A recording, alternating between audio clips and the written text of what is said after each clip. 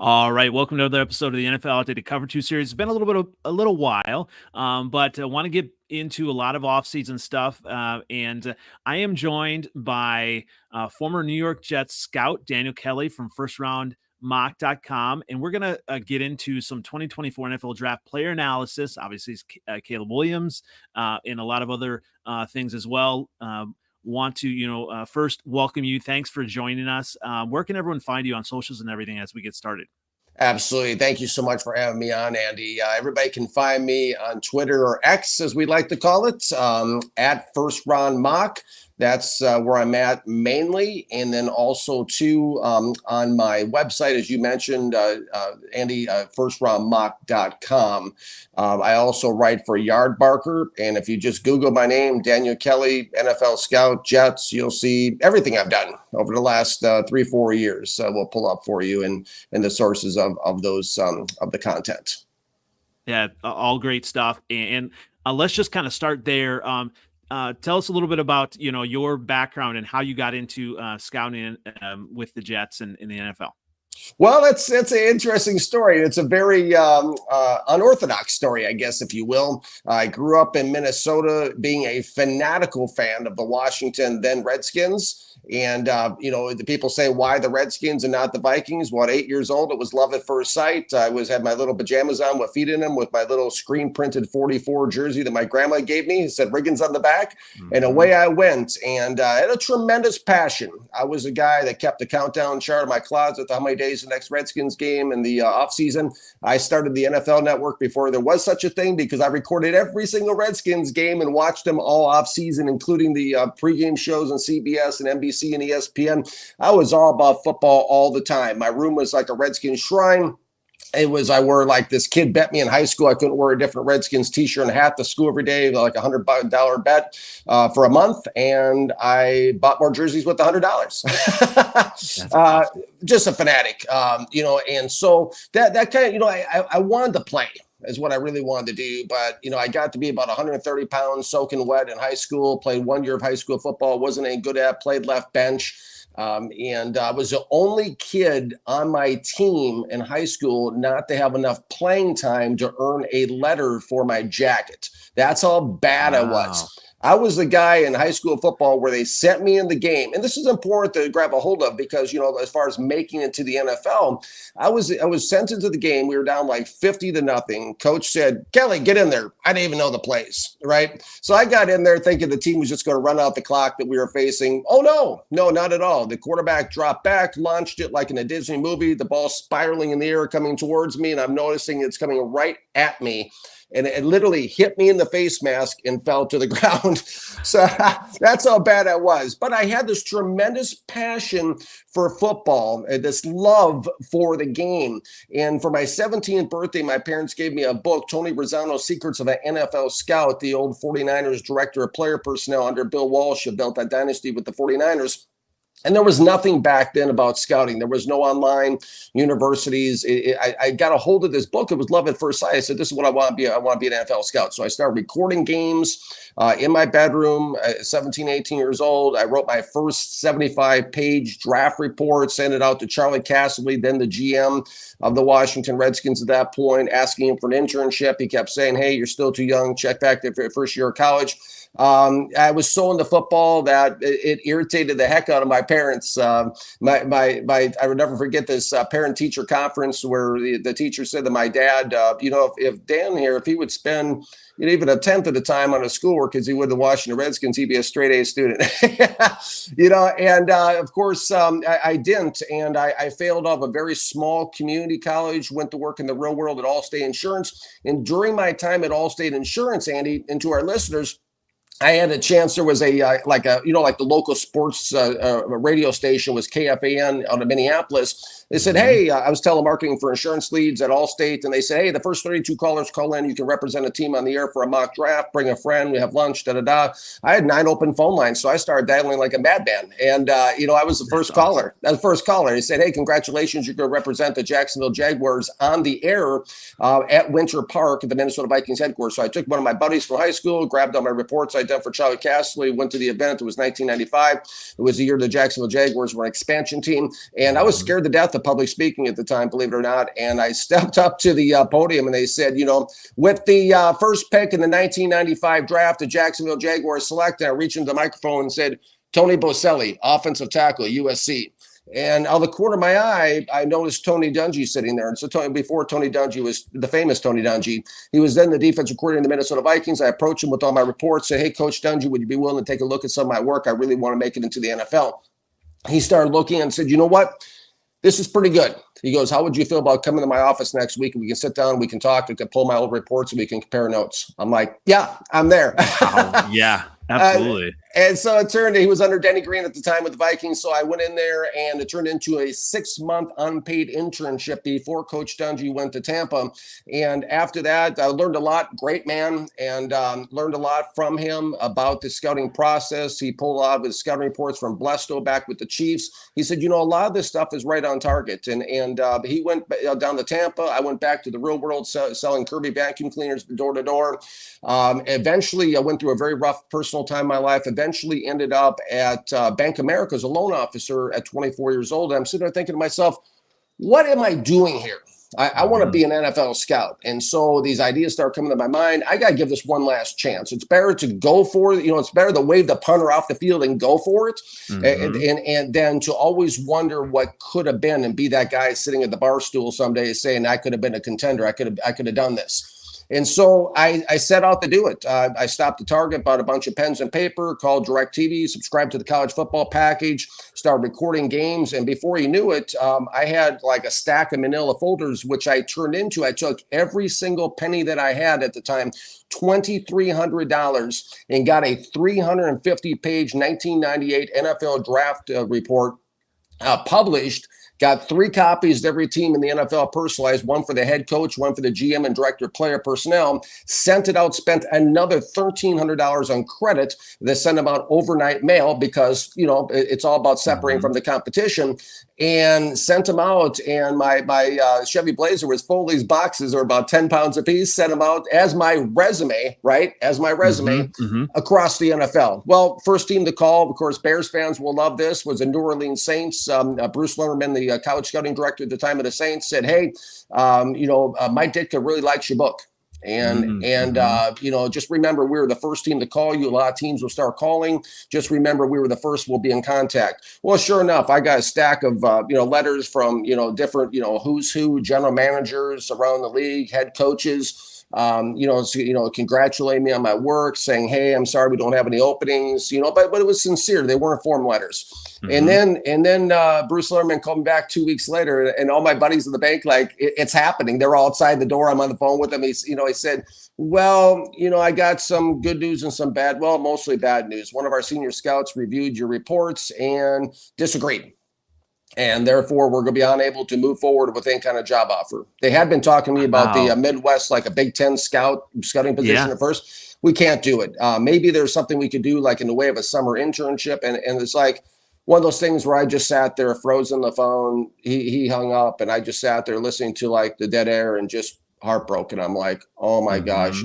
I felt like I was at the 1 yard line at the Super Bowl and the time expired. And I was going to say, before you kind of go on a little bit, I don't think, people really understand how difficult that was to like record games and everything, VHS, I'm sure, all that stuff. I mean, it's different than it is now.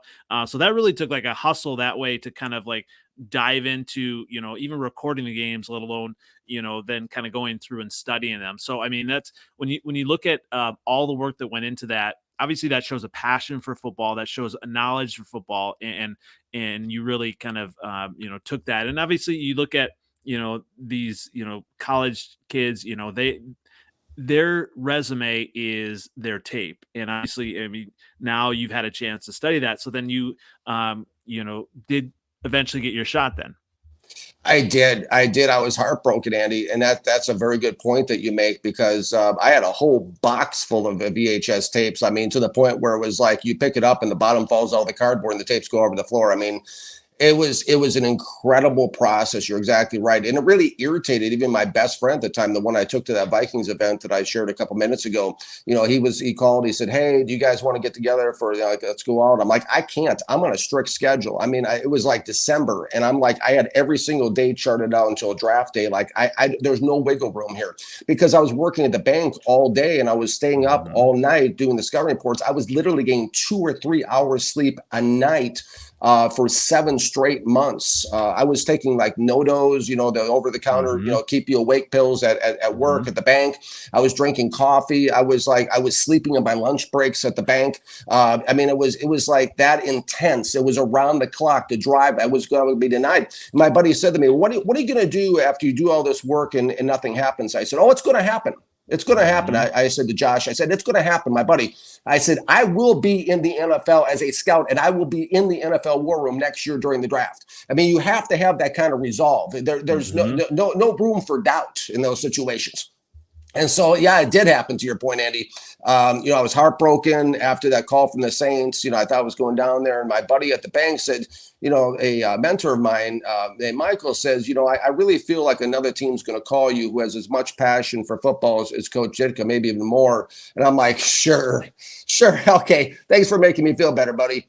And literally 2 days later, the phone rang and it was the New York Jets.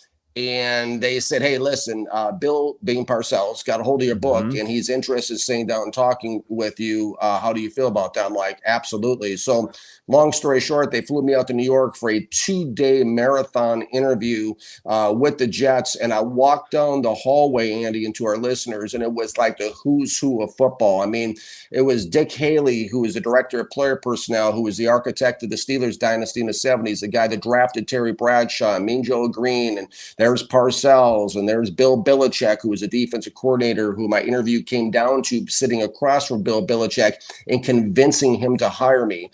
There was Eric Mangini, there was Romeo Cornell, there was Al Groh, there was Dan Henning, there was these names just door after door. Mike Sweatman, who was a special teams guru for years in the NFL. It was just the list just went on of these names that I recognize. I'm like, wow. And Mike Tannenbaum, who we all know, he sat down with me at breakfast, grilling me about questions about the salary cap and what I knew about it. And then Scott Pioli was the director of pro scouting.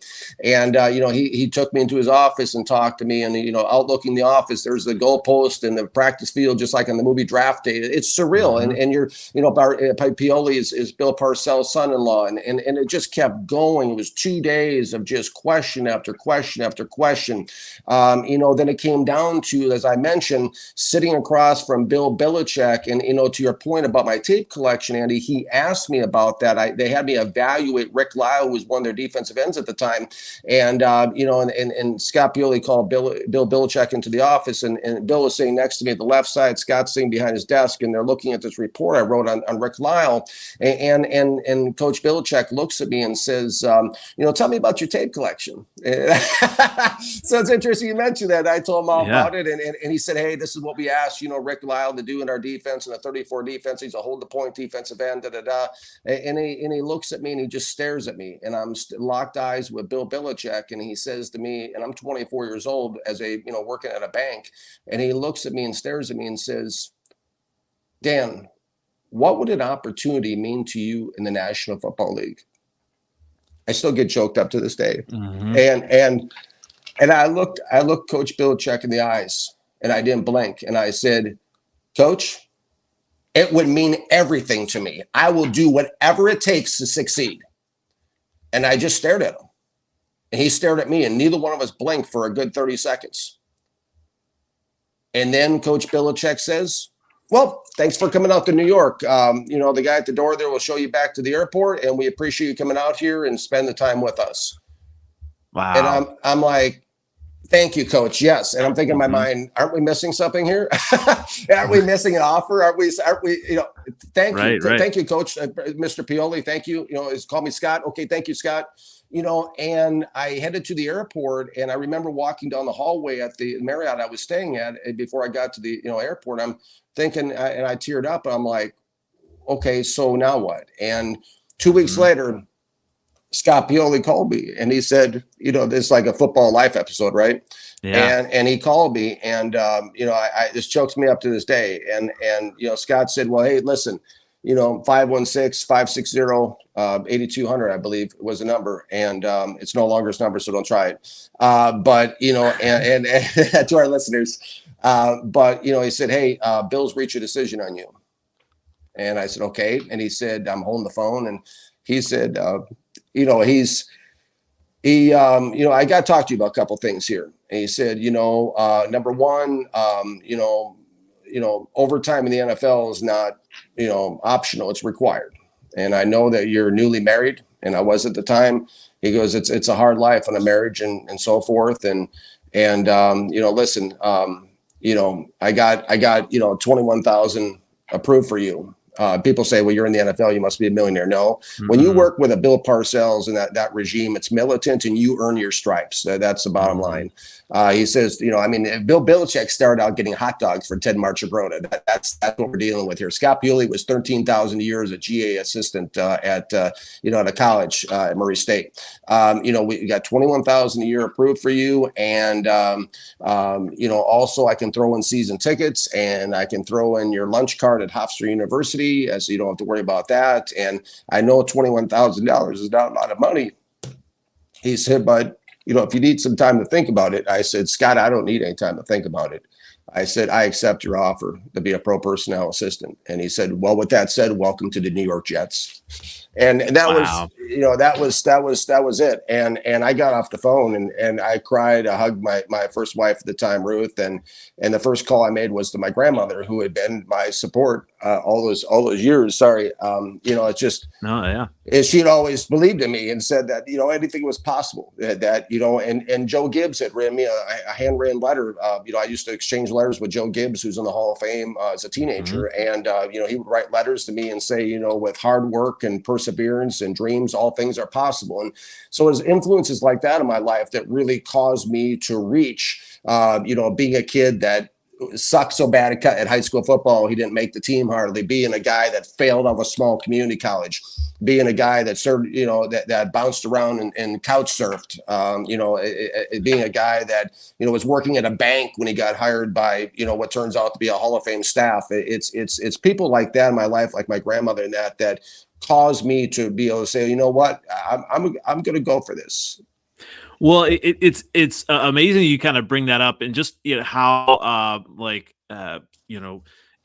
it's almost like that story of the late round draft picks, right? Because I mean, you earn everything that you have, and obviously in the NFL, everyone kind of earns what they have, and I think it's so important for NFL fans and everyone to kind of realize kind of the things that are happening behind the scenes. Like, it's not just, you have these coaches, but you have all these scouts like yourself, and they're digging in, and even potential scouts that are really taking the time. And I love just hearing about that process, that it wasn't just like, hey, you get a job. I mean, it really, I mean, obviously, you fought for everything that you had. And I think, it's interesting, and we've talked about this a little bit offline.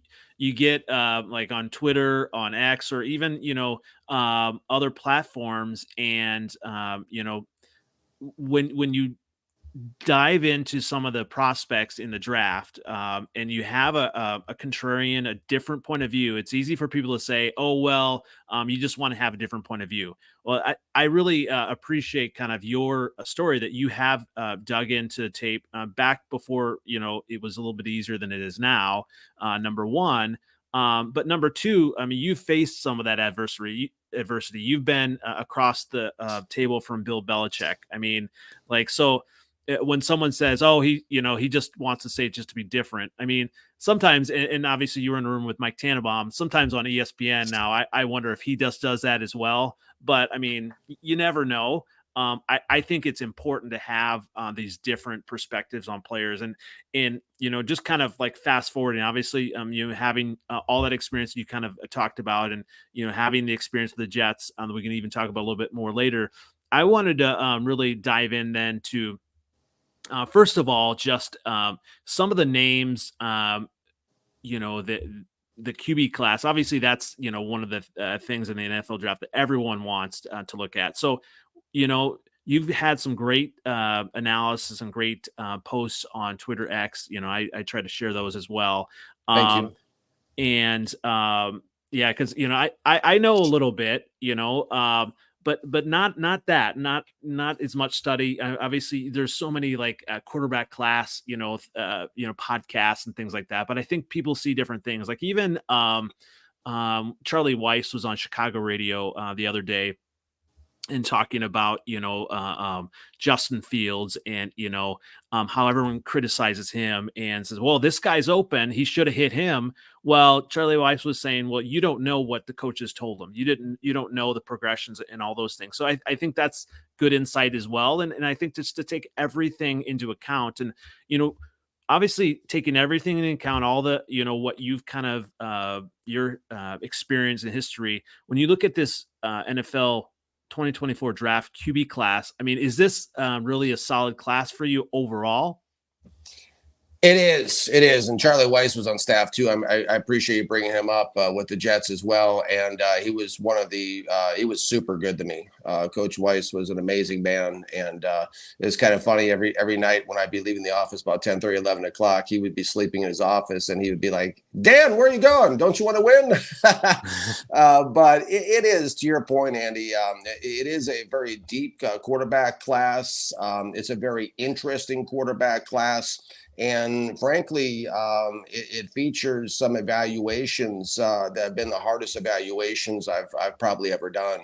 I mean, when you look at these quarterbacks, you see the thing of it is that great college quarterbacks don't always translate, obviously, into great NFL quarterbacks. And I don't want to take anything away from what these young men have accomplished in college, but I watch tape differently than because I'm a fan too. I mean, my story is a true story of a fan making the NFL. So I'm also a fan. I'm the guy at the sports bar that you probably might sit next to someday that's having a beer and chicken wings. And so I say fan very, very affectionately. I love fans. Okay. And I am a fan. That's what I am at heart. And so, but there's a very big difference between watching the game as a fan and watching the game as an evaluator. As a fan, I'm sitting there with hot sauce on my thumbs, drinking a beer, watching the game, watching where the ball goes. As an evaluator, you're watching that specific player on every single play, sometimes 3, 4, 5, 6, 7 times, watching every single movement, answering these hard questions like Charlie Weiss talked about, like, what did he do there? Why did he do it? Asking yourself these questions. I have stacks and stacks and stacks of notebooks with hieroglyphic writing, with these little writings. I post all my notes online. On social media and that. And so it's very, very intense. It can take anywhere from a day to 3 days, sometimes 4 days to evaluate a quarterback. When I watch a quarterback, I'm looking at every single game in the season. I'm not looking at highlights. I'm looking at all the snaps. And sometimes I've moved it to try to hedge myself even more and be more accurate. I used to do like 3, 4 games. Then I started doing a full season. This year I'm doing 2 full seasons. Because it's just so many variables that go into, evaluating a quarterback. There's more variables involved than picking the winning numbers of the Powerball. It's something that, because you got to look at all these things. I watch quarterbacks, Andy, to our listeners, through what I call on other, radio shows, and I've talked about is through NFL colored glasses. I'm looking at things like, how do these guys bridge to the NFL? Are there tells? It bothers me when I hear these people say, even Colin Cowherd was talking about my take on Trey Lance. It's on my, pinned to my Twitter page. It's just kind of like a guess. It's not guessing. It's not guessing. It's an educated, calculated guess. Yes, because you still never know what's going to be like when these young men get the money in their pockets and all the fame and glory and all the rest of it that goes with it. You never can answer that question until the bullets are real. You'll never be able to answer that, so to speak, like in war. But it's something where there are tells, like in poker. There are tells. There are things you can see. Things I look at, for example, that translate very well to the National Football League are things like time to throw. PFF publishes those things. Next Gen Stats publishes them in the NFL. You're looking at progressions. Is this quarterback going through his progressions? Do I see on tape and when I'm watching the games? And at FirstRoundMock.com, we provide all the game film. I believe we're the only draft site in America to do so. So this isn't like some kind of hidden secret that's in a vault somewhere when we're talking about game film. You as a fan can go and check out the game film and watch this, but you're looking for, all the links. You're looking for, is his head moving right? Is he going through his progressions? Because in the NFL, that's a big thing. It's not a one read, league. It's very complex. You got to go through multiple reads sometimes. Like Charlie Weiss is talking about, he was the offensive coordinator, of course, with the Jets and the Patriots and everything else. You got to look around, and that's another big thing. Shador Sanders, for example, in Colorado is a one read quarterback, very scary. But you're looking for guys who go through their progressions. You're looking for downfield ball placement. I'm looking for. This is different than completion percentage. This is, does the quarterback put the ball where it needs to be, where the receiver can run right through it and keep running and pick up yak yards after the catch? Or are the passes high? Are the guy jumping all over the place? Is he diving all over the place? Is it, does it look like Wild Thing only as a football, like from the movie Major League? What are we looking at here? And then we're also looking at ball security is a big one. I'm not just talking about interceptions, but also PBUs, pass breakups. I chart them on all the quarterbacks, chicken scratches on little pieces of paper. I go ahead and put all those down on paper. And because an NFL coach wants a quarterback that can protect the football in the air. So that's a big one, keeping the football out of harm's way. Also, how do teammates respond to this guy? What's the body language like? How are teammates responding? Do they help him up when he's sacked? Do they just let him sit on the ground? Do they hate him? Do they like him? What's the interaction like when the camera pans the sidelines? That's why I love television views and not all 22, because I want to hear what the commentators are saying who have done all the work for CBS and Fox and the background work. And I want to see the guy in the sidelines, like we saw Caleb Williams sitting there exasperated after the Utah game, all slunched over and looking like, somebody stole his candy. We're looking at poise. How is a guy in the pocket? Does he stare down the barrel of the pass rush and smile for the cameras when the 300-pound guy's closing in his face and fire it complete down the field? Or is this a guy that just takes off and spooked to the first sign of pressure like Jaden Daniels? Those are the kind of things that we're looking for, that I'm looking for, I should say, that I try to pass along to fans and alike, and draft fans, is that things that I've seen translate over the last 40 plus years to what has succeeded and worked in the NFL. That's the big one, is projecting the talent. Does what I'm watching, when you're watching the film, does what I'm watching project to what I've seen succeed in the National Football League? Will this work, in other words? And then you make your projections from there. I'd say, that's, all great points. Obviously, even back to the Colin Cowherd stuff, I feel like, anytime you're on TV, and I love him. Oh yeah, I do too. I watch them and everything too. But obviously, it's kind of prisoner. You're a prisoner at the moment, and what they're going to say. But I think it's so easy to kind of use the buzzwords in media and say, okay, well, generational talent. And, you talked about Caleb Williams, and obviously my Bears have the number one pick. And, there's this discussion of, are they going to choose him and everything. And I remember seeing him in Oklahoma and seeing that play where he, took the ball away from his teammate to get a first down, and thinking, okay, this kid can win. He's smart and all of that. And then obviously, I think there's a lot of, people online, even former quarterbacks, I think Boomer Esiason saying, oh, I've been, on him for 2 years. And so everyone, says he's this generational talent, can do all these good things. And he probably can. So I wanted, seeing your takes then on Twitter and your analysis. I love to see it, because I think it's important to see the other side, the contrarian. If you have people are always saying, oh, this player is good, and that's all you hear. Well, I want to hear some of the other stuff too. And so walk us through kind of your analysis of Caleb Williams. You talked a little bit about him already, but give us kind of a full kind of breakdown of some of those things that you've seen in him. Absolutely smart man. It's always good to hear all sides of an argument before forming a final decision. And just to kind of let our listeners know where we're coming from, where I'm coming from, is that, you know, on first round mock, my end game. Okay, my end game is getting back in the NFL as a scout and becoming an NFL general manager one day. That's my end game. I'm not in this for clicks. I'm not in this for hot takes. I take this very seriously. My name, I'm attaching my name and my reputation to these grades. That's what I do. And so when I put these reports out there, when I put my latest report out there and said Caleb Williams is an NFL bust, that's what I mean. And I don't just say, okay, I mean, he's the biggest slam dunk bust I've seen come out since I jumped back into this in 2021. I put a 90% bust rate on Trevor Lawrence too, and he's looking more and more like Jeff George by the day. And I took a lot of heat for that. I put a first round grade on him as well. But so the reason why, when you look into the report I wrote online, I offer evidence. I approach this like I'm in a courtroom. Okay, I don't just run off and say, he doesn't do this well, doesn't do that well, and not back it up. I provide all the evidence. I provide all the proof, and I'm open to anybody in the country or talking to any NFL GM or anything about the proof, and I'm open to looking at different sides of the argument as well.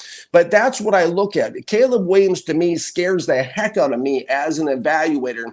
As they say in the NFL, the game is won or lost from the neck up. That's what scares me the most about Caleb. And yes, I will recognize, I've identified in my report all the tremendous moments. Yes, he has an elite raw arm talent. He can throw from different arm angles. He can run around. He can, he's got elite athleticism. All those things are true. Yes, they are. All the things that are presented to us on a daily basis ad nauseum by mainstream media on social media, just highlights. Mm-hmm. Well, that's not all it is. It's not just highlights. There's another side to this story that's very critically important. Caleb Williams is not a good NFL projection. I have a 4th round draft pick on him. I'm the only guy in America probably that's published anything like that. 4th round, he scares me, because for one, I've evaluated every single snap Caleb Williams has taken in 2022 and 2023 documented. He's regressed in 2023. A lot of people don't want to look at that. A lot of people want to act like 2023 never happened, but it did. Scott Pioli, when he was a pro scouting director of the New York Jets, had a grading system with a grade with the arrow going up for ascending, arrow going down for descending, and arrow going sideways for stays the same. Caleb Williams has an arrow going down on his game film. Statistically, the stats confirm it. I'm not making this stuff up. So in the preseason before the 2023 season, I had a 2nd round grade on Caleb Williams. Still wasn't sold on him. Here's the main concerns I have about Caleb. I'll unpack. Is number one, I believe that the NFL expectations alone will cause him to be a bust. This is going to be like a rock concert at his training camp. There's going to be thousands of reporters. This is rock star stuff. I mean, from day one, it's going to be all about, what's Caleb Williams doing? What did he eat for lunch? What did he eat for breakfast? How many throws did he make? What's his completion percentage in practice? Oh, wow, he threw an interception. Oh, wow, 4 touchdowns in practice where they scripted and controlled the environment. Especially if it's in Chicago. I mean, yes. Chicago's a tough town for sports. Mm-hmm. So this is, people take their sports seriously, which I love and respect in Chicago. But it's going to be just absolutely crazy because the media has projected this perception, the mainstream media, that all this guy does is run around like Michael Jordan, slam the basketball. That's not all he does, and that's the problem. And the expectations alone are going to cause him to be a bust because unmet expectations are the source of all human disappointment. So when he has some like Justin Fields, everybody, hey, look at that, look, hey, whoa, look at that, and that's why every single day leading up to the draft and at first round mock, I post a play where Caleb Williams didn't do so hot because I want to try to balance the narrative of what the truth really is. That's what I'm after here is truth. That's number one. Number two, this is the funniest part of the Caleb Williams, Justin Fields argument that I can possibly find. Justin Fields, according to Next Gen Stats, 3.23 seconds, slowest in the NFL time to throw. Caleb Williams, 3.21 seconds, PFF. Yeah. Another thing too is that on tape, Caleb Williams looks like a glorified system quarterback to me. I said it. Mm-hmm. This is a guy that I charted all the short passes that Caleb Williams made, and to me, Caleb Williams needs to be kept on a very short leash, which Lincoln Riley did, because he loves, craves, desires to get out of structure, much like Zach Wilson. Which is why my comp for Caleb Williams is Zach Wilson. He wants to get out of structure in a structured league. That's why Lincoln Riley kept a lot of short passes. Now check this out. And the full studies on my report is that when he the games he did the best at in 2023, he threw between 44 and 62% short passes were scripted for him. And the games where he threw under 44% short passes, right, and he was really exposed at the intermediate to deep route levels, and his completion percentage was between about 55.9 and 57.5% when he actually was allowed to do his own thing and not throw so many short passes. That is really concerning to me. Not a big game quarterback, 2-9 against ranked competition. There's a lot to be said in the NFL for level of competition. When looking at this guy, Dick Haley, who built the Steelers dynasty of the 70s, told me that, you want to see how these guys perform. They need to pop on game film, and they need to pop against the highest level of competition, because if they don't, let's face it, college is down here, NFL is up here. NFL is a lot faster, a lot more complex. The coaches are, Bill Belichick's been doing this for 40, 50 years. These guys sit in a dark room drawing up game plans. The players have all day to work on the game plans versus going to class, then working on practice. The NFL is a lot more complex, which we've seen a lot of young quarterbacks struggle with when they make it into the NFL, no matter who they are. Also, it's a lot faster game. RG3 realized that the hard way when the Redskins played the Bears in the preseason opener. I remember when RG3, who was used to hitting the corner and taking off into green pastures in the end zone at Baylor, all of a sudden, I think it was John Roper met him at the edge and lit him up like the 4th of July, and he got up with his eyes real wide. Yeah, welcome to the NFL, buddy. We're all fast. Yeah, I would say absolutely. Like, I think, I was watching someone else kind of break down a little bit of Caleb Williams tape as well. And, I think he had pressure right away. There was, one play that they were kind of going, one play after another, but the one had pressure right away up the middle. And then they kept saying that he did well of fighting to stay in the pocket. Did you kind of see that at all? Obviously, fighting to kind of keep the pocket there, and maybe even fighting to keep the, pass alive to try to, make the play down the field. And obviously that's been a criticism of Justin Fields, but did you see that at all? No. Mm-hmm. No, I honestly didn't think he fought to keep the pocket. I think he honestly fought to get out of the pocket and play hero ball. That he's looking to hit a home run on every play, and there's nothing wrong with that per se. But that's why he's holding the ball so long. That's why he's running around. That's why he has another one of my main concerns about him is that he has like 32 fumbles in 36 games because he's out there freelancing with the ball, running around, doing all this stuff. So I thought he tried to get out of the pocket. Yeah, and that's been one of the criticisms of Justin Fields, and obviously that is kind of the talk right now, back and forth, Justin Fields or Caleb Williams. To me, obviously, if you follow me on socials, I am all still all in on Justin Fields. If they go with Caleb Williams, as a fan, I'll support Caleb Williams, but I do have a lot of the same concerns that you have.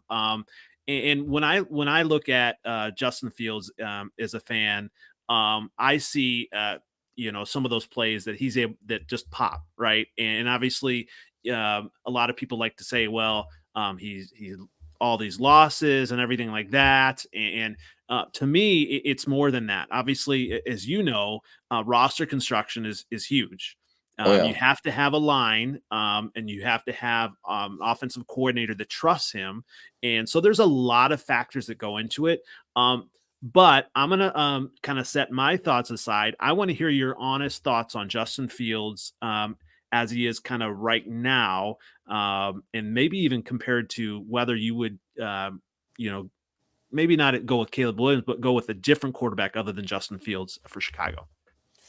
Right. Well, I'm a huge Justin Fields fan. So I mean, I'm the guy that had Justin Fields ranked as my QB1 in 2021 coming out pre-draft, documented online. I love the young man. I think he's got a great head on his shoulders. I mean, it's kind of funny. We're sitting here, I posted this today on Twitter. We're all sitting there going gaga over Lamar Jackson with, in the AFC Championship game this year, who's, Justin Fields is the second fastest quarterback in NFL history to achieve 5,000 yards passing, 2,000 yards rushing, next to Lamar Jackson. Everybody's saying, well, wow, if Lamar Jackson, this is the first quarterback of this type. If he makes it to the Super Bowl and wins the Super Bowl, this would be a great thing for Jaden Daniels. I'm thinking to myself, it should be a great thing for Justin Fields, but it's not because of the anti-Justin Fields fan club that's out there, and so, but, I objectively looked at Justin Fields. I wrote about him a couple weeks ago for Yardbarker. You can check it out if you want to. I evaluate every single snap Justin Fields took in 2023 to answer your question about what does he look like now. And, Justin Fields, there are some breathtaking moments and there are some what were you thinking moments as well, in fairness. But the biggest thing to me that holds Justin Fields back, and it probably won't be corrected anytime soon, okay? Because here's the thing. I sat next to Lee Steinberg, the super agent represents Patrick Mahomes. I sat next to him on an airplane ride by coincidence from Mobile, Alabama, at the Senior Bowl I went to one year flying to Houston. And, I'm like, okay, yeah, this is Lee Steinberg. This is the guy who has arm around all the top draft pick, the quarterback. So I was growing up as a kid. I'm going to say something. Mr. Steinberg, hi, I'm Dan Kelly. I used to scout with the Justin. He was in the mood to talk. And we got in this conversation. This is right when Lee Steinberg was getting back into being an agent after all the things that he wrote about and talked about, publicly.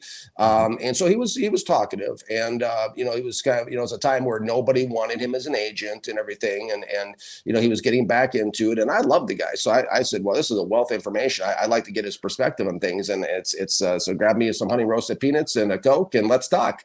And he was in the mood to talk, and he said, Dan, let me tell you something. He said, quarterbacks are like a this is Lee Steinberg. Quarterbacks are like a fine wine. They take time to develop. He said, unfortunately, a lot of teams don't have the patience or the time, in fairness, because coaching staffs get fired, etc. He said, but and he started pointing out references. He started talking about Rich Gannon, who was 37 years old when he first became the NFL MVP for the Raiders after bouncing around to Minnesota, Washington, Kansas City. All of a sudden, he finds himself with the Raiders.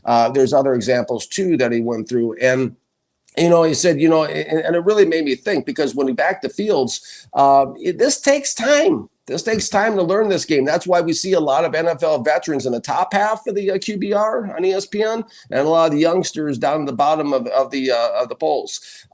This takes time to learn this game. This is not college football. This is not, I can hold the ball and manipulate these lower level, college level defenses for 5-10 seconds and look like a superstar. This is 1 Mississippi, 2 Mississippi. You're going to get hit in the mouth if you don't throw it. And not only that, but it may be zone and baby man, or it may be a combination of zone and man that you can't read, before the snap. There's a lot that goes into this. And the biggest shortcoming with Justin Fields is on film, and I wrote about it, is being a Fields fan, is his pre and post snap recognition. He does not recognize things fast enough. CJ Stroud, who's the only quarterback I've ever publicly published a report on that said he's generational. I've never used that terminology for anybody else, compared to the Warren Moon pre-draft. CJ Stroud was fantastic at it. He's a genius. He's brilliant. He can read stuff pre and post snap like that. Justin Fields can't. Will it come in time? Maybe it will. Is it his biggest shortcoming? Absolutely. Because Fields can run around, make plays, do all the kind of things. That's why I think the Chicago Bears, here's the thing, the Bears did not do well last year. They did not play well the Fields' strengths whatsoever. Fields does best, and you're a Bears guy. You watch all the games. Our listeners are educated. I mean, Bears fan base is one of the educated, most, like football savvy fan bases out there. No offense to anybody else, but you guys have been doing it since Papa Bear House. It's and so you guys know football. You know ball, like they say on social media. And he's running around back there and doing things, but it's just different. It's just different. Well, so yeah, I mean, those are some of the things, that I've been frustrated with. Obviously, having an offensive coordinator that didn't trust him, changing his footwork, in that makes a difference, doesn't it? It does. It really does. I mean, Fields does best, because he struggles with that. Where I was going with is, I remember now. I got so much on my mind, it's crazy. But the pre and post snap recognition. What he does is he's best when you have a rolling and moving pocket with this guy. The Bears don't do that often. Mhm. No. The Bears, if they were to build around Fields and they were going to go get who, in my mind, may be the best player in this draft. I don't know because I'm still doing work. My first round mock will be official. Probably I'll publish it around the 15th of March. But at this point in my back of my mind, I got Brock Bowers, perhaps the tight end of Georgia, being the best player in this draft. And Mhm. if the Bears could go get somebody like that, who is all of a sudden a great safety valve for Fields when he's back there and he's in trouble, all of a sudden things start looking a lot better because he has that option. Bowers is incredible in 2022 tape. He's a guy that can, basically, I talked about this on a Giants show yesterday. And, get him. I mean, like Bavaro, Jeremy Shockey. This is a guy that can basically is a threat, short, intermediate, and deep. He's a guy that's tenacious, plays the same level of intensity, whether he's up by 35 or down by 7, and a guy who can be that safety valve. But you start building around Fields and start putting the pieces together. Darnell Wright, I was a huge fan of his last year. I said he'd be a 10-year All-Pro pre-draft. I love him at right tackle. Maybe go get yourself a big-time left tackle. And Well, I would say, like, yeah, yeah, roster construction. You talk about the line. I mean, that's the thing. I mean, the Bears could have, obviously, now hindsight is 2020. Everyone's like saying, "Oh, well, the Bears messed up by not, picking Stroud." Well, I mean, a lot of scouts didn't have him the number one quarterback. Bryce Young was supposed to be this generational talent, I had but Bryce Young number 1 and Stroud you number did. 2, just to say, yes, I did. Yep.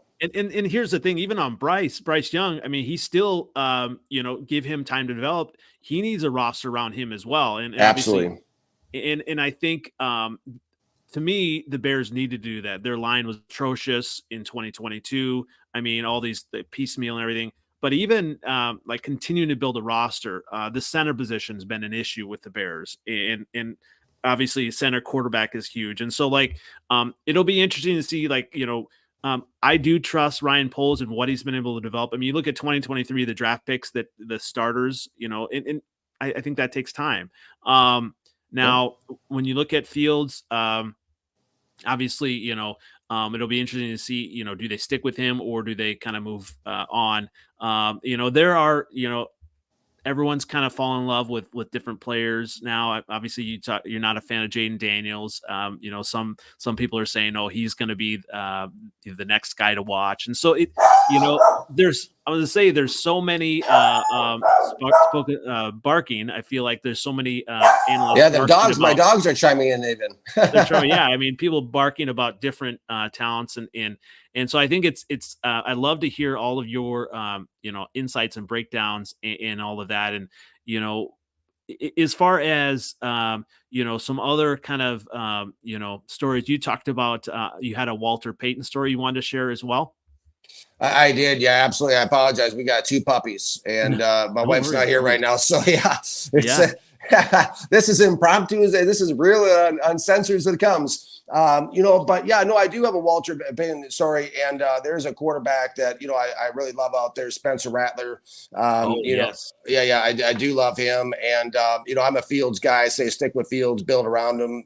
That's the end analysis I have on the quarterback situation. But yeah, the Walter Payton, you're wearing a Walter Payton jersey. Hmm. And, so my mom, used to like try to make these little small bets with me as a kid, and, just for fun, little stuff like, $5 or a bag of candy or, something like that back as growing up. And she bet me, this time it was a little bit more. She bet me $20 so I couldn't get Walter Payton on the telephone. I was like 13 years old. The Bears were in town. I grew up in Minnesota. They were in town to play the Vikings. And so I called the Minnesota Vikings headquarters, found out where the Bears were staying, the Marriott City Center, called the Marriott City Center, and my parents on the other line on the phone. And so I was a big talker up until the moment, right? And I was Yeah, like, oh, yeah. sure, Mom, I get him on the phone. Ronald Reagan too, whoever you want, just get him on the phone. And so the phone rings and the lady says, good afternoon, Marriott City Center, Minneapolis. I may direct your call. And I said, Walter Payton, please. And the phone started to ring. And Wow. Yeah, you probably never could do this stuff today. Mm-mm. But the phone started ringing, and of course, we all remember Sweetness and the high pitched voice that he had. And this guy answered the phone, and I could tell it wasn't Walter, right? The guy has Mhm, mhm. he goes, oh, who's this? And I said, hey, is Walter there, please? And he said, yeah, hold on for a minute. And I was like, my heart's in my throat. Wow. My heart's in my throat. My parents on the other end of the phone, the corded phones in the house back in the day, they're on the other Mhm, line, mhm. covering it up with their, I can still hear him Yep. breathing, and the high pitched voice comes on the phone, and it chokes me up to this day. He said, hello. And I said, is this Walter Payton? And he said, it is. Who's this? And I said, I'm Dan Kelly. I just want to let you know that I've always been your hero. And he goes, you have? And my parents started doing just that at that moment. I said it wrong. I said, I felt so embarrassed in the moment. I was like, I'm sorry, Walter. I said, have a great game. Thank you. Bye. And I hung up. But I got him on the phone. I said it wrong. I said, you've always been my hero. I said, I've always been your hero. And he stopped and paused for a minute. It was one of those moments. I tell you, I mean, I feel like those are the moments that people remember though more. Yeah. Yeah, absolutely. Yeah. My Oh, did we but lose you a little bit? No, Yeah. I'm here. My parents still to this day. My dad's gone now, but my mom still laughs about that one. It's that's like, wow, that, yeah. I tell you what, like I could, talk football with you, probably forever. I definitely appreciate you coming on. I'm going to be watching all of your stuff closely, especially as draft, comes. Now, where can everyone find you again, as you're kind of getting into it and writing articles and everything?